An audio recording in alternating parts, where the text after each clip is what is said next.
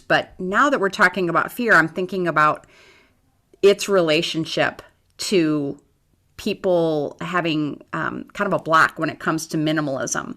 I don't want to get rid of these things, especially in this economy. I have to hang on to things because who knows what's around the corner. So what would you say to someone who is dealing with that kind of fear that is keeping them from minimizing their possessions? Yeah, a lot of thoughts there. A lot of thoughts. My first initial thought, like the first thing I try to help people to think through is number one, if you're looking for security in physical possessions, you're never going to find it. Like you're never going to have enough stuff.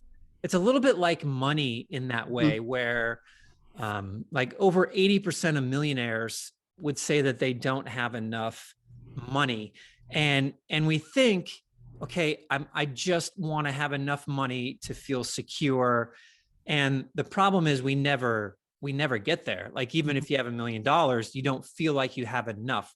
And it can be the same way with possessions, where if the thinking is, I just need to hold on to this stuff because I'm afraid of what might happen, then you're just going to keep collecting more and more and more and more, because you're never going to have enough that's going to make you feel secure. So there's number one, just reshaping that thinking. The reality is, um, you know, uh, most of us, we're so individualistic in our thinking today, Mm-hmm. where like I need to have everything in my own four walls, where I mean the reality is, if you did get rid of something that you ended up needing, like your neighbor probably has it or if your neighbor doesn't, the person next door probably has it. And so I try to encourage people to,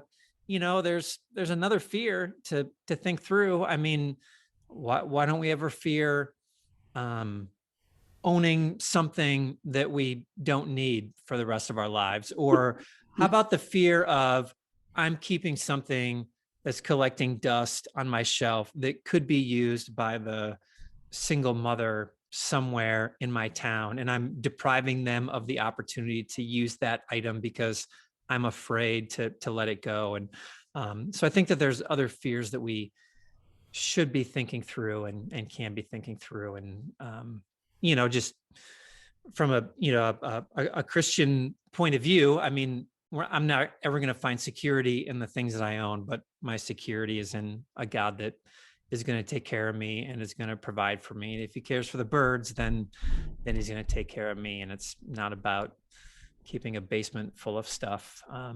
That's not how God's going to provide for us.